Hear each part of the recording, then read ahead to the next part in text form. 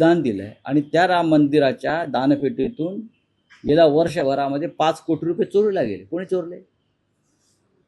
5 कोटी रुपयाचा अपहार झाला आहे. आणि ही संपूर्ण व्यवस्था ही भारतीय जनता पक्षाच्या ताब्यात आहे. पंडित नेहरू हे देशाच्या स्वातंत्र्य लढ्यातून निर्माण झालेलं एक तेजस्वी नेतृत्व होतं. पंडित नेहरूंनी देशासाठी आपली सर्व संपत्ती दान केली. ज्या संपत्तीची आजची किंमत ही 80,000 कोटी आहे. आजचं मूल्य त्या संपत्तीचं 80,000 कोटी आहे. त्या काळामध्ये ते 225 कोटी होतं. ही संपत्ती पंडित नेहरूंनी देशासाठी, देशाच्या स्वातंत्र्यासाठी दान केली.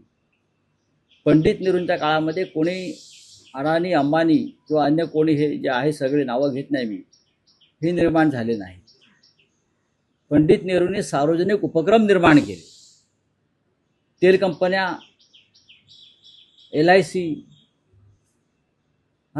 असे अनेक उपक्रम सार्वजनिक, ONGC, atomic research centre, IIT, IIM.